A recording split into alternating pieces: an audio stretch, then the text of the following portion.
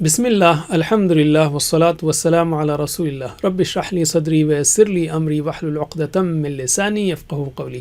ناظرین السلام علیکم ورحمۃ اللہ وبرکاتہ۔ سیرت النبی صلی اللہ علیہ وسلم انگلیوں پر اہم واقعات کو یاد رکھیے آسان طریقے سے 5 منٹ سیریز میں۔ سبق نمبر 18، تیسرا ہجری سال مدنی زندگی کا۔ دایاں ہاتھ استعمال کیجئے۔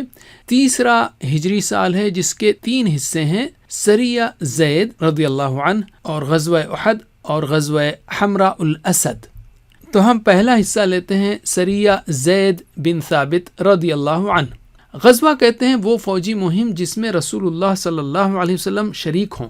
سریہ وہ فوجی مہم ہے جس کو رسول اللہ کسی صحابی کی قیادت میں بھیجیں۔ بدر کے بعد اور احد سے پہلے کچھ غزوات اور سرایا ہو چکے تھے، یہاں ان میں سے ایک اہم سریہ کا ذکر کیا جا رہا ہے۔ موسم گرما میں قریش ملک کے شام کی جانب تجارتی سفر کرتے جس کا راستہ مدینے سے گزرتا۔ اپنے تجارتی قافلے کو بچانے کے لیے قریش نے نئے راستے سے سفر شروع کیا جس کی خبر رسول اللہ تک پہنچ گئی۔ آپ صلی اللہ علیہ وسلم نے حضرت زید کی قیادت میں 100 صحابہ کو اس تجارتی قافلے پر حملے کے لیے بھیجا۔ مقصد یہ تھا کہ قریش کی طاقت کمزور ہو اور وہ صلح پر آمادہ ہوں تاکہ مسلمان ان کے حملوں سے محفوظ رہیں۔ حضرت زید نے قافلے پر حملہ کیا اور اس پر قبضہ کر لیا۔ قریش نے اس واقعے سے سبق لے کر صلح کرنے کے بجائے ایک اور بڑی جنگ کی تیاری کی، اسباق و عمل۔ نبی کریم صلی اللہ علیہ وسلم جہاں ایک جانب صلح چاہتے تھے وہیں دوسری جانب اہل ایمان کی حفاظت کی فکر بھی آپ کو تھی۔ تکبر اور بیجا غصہ انسان کی سوچنے اور سمجھنے کی صلاحیت کو ختم کر دیتا ہے، جیسا کہ قریش نے کیا۔ علم یعنی ویڈیو روکیے اور ایک دوسرے کو سکھائیے۔ دوسرا حصہ غزوہ احد۔ کفار مکہ نے جنگ بدر میں ملی شکست کا بدلہ لینے کے لیے ایک بڑا لشکر مدینے کی جانب بھیجا۔ اس میں 3000 فوجی، 200 گھوڑے، 700 زرہیں اور سواری و سامان کے لیے 3000 اونٹ تھے، اور دوسری جانب اسلامی لشکر میں صرف 1000 مرد تھے۔ جنگ سے کچھ پہلے منافقوں کے سردار عبداللہ بن ابی نے دھوکہ دیا اور 300 لوگوں کو لے کر واپس لوٹ گیا۔ اس طرح اہل ایمان کی تعداد 700 ہی رہ گئی۔ مدینے کے قریب احد نامی پہاڑ کے دامن میں دونوں لشکروں کا مقابلہ ہوا۔ شروع میں مسلمانوں کو فتح نصیب ہوئی، مگر بعض افراد نے اپنے جنگی مورچے کو وقت سے پہلے چھوڑ دیا، حالانکہ انہیں رسول اللہ صلی اللہ علیہ وسلم نے نہ چھوڑنے کی تاکید کی تھی۔ خالد بن ولید نے جو اس وقت تک مسلمان نہیں ہوئے تھے اپنے ساتھیوں کو لے کر اس مورچے سے حملہ کیا۔ مسلمانوں کو سخت نقصان پہنچا۔ آپ کا ایک دانت ٹوٹ گیا، نچلا ہونٹ زخمی ہو گیا اور پیشانی بھی زخمی ہوئی، یہاں تک کہ آپ کی شہادت کی جھوٹی خبر پھیل گئی۔ صحابہ کرام نے رسول اللہ کی حفاظت کی خاطر بے مثال قربانیاں دیں۔ اس جنگ میں حضرت حمزہ و مصعب سمیت 70 صحابہ رضی اللہ عنہم شہید ہوئے اور کفار کے تقریباً 30 افراد ہلاک ہوئے۔ اسباق و عمل۔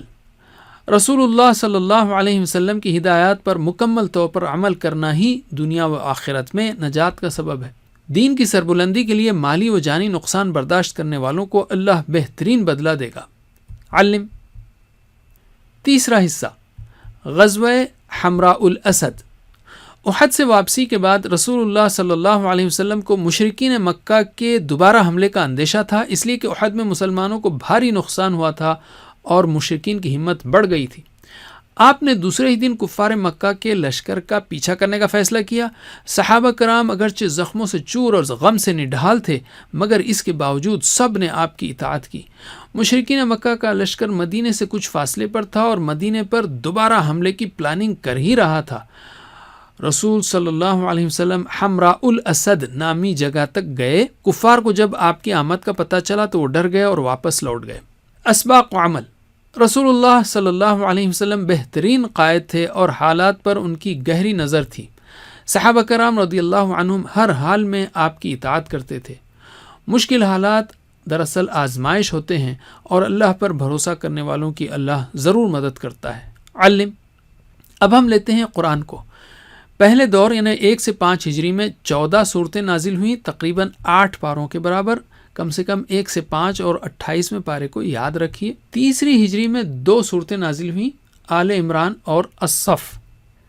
ان صورتوں کو سمجھ کر پڑھیے تاکہ مدینے کے ان حالات میں ان دنوں اللہ تعالیٰ کی جانب سے رسول اللہ صلی اللہ علیہ وسلم کو اور مسلمانوں کو کس طرح کی ہدایت دی گئی۔ حدیث۔ روزانہ ہم نہ جانے کتنی باتیں پڑھتے اور سنتے ہیں، تو کیا 2 منٹ اپنے پیارے نبی صلی اللہ علیہ وسلم کی احادیث پڑھنے یا سننے کے لیے وقت نہیں نکال سکتے؟ اب ہم کرتے ہیں اعادہ. آج ہم نے مدنی زندگی کے تیسرے سال کے 3 اہم موضوعات سیکھے. تو دائیں ہاتھ کی تیسری انگلی پر اس کی پریکٹس کیجئے. سریہ زید، غزوہ احد، غزوہ حمراء الاسد، یا مختصراً سریہ احد اسد بھی کی ہے بس. جزاکم اللہ خیر. کوئز کرنا مت بھولیے. اللہ سے دعا ہے کہ ہمیں سیرت النبی پڑھنے، پڑھانے، عمل کرنے، پھیلانے کی توفیق دے. والسلام علیکم ورحمۃ اللہ وبرکاتہ.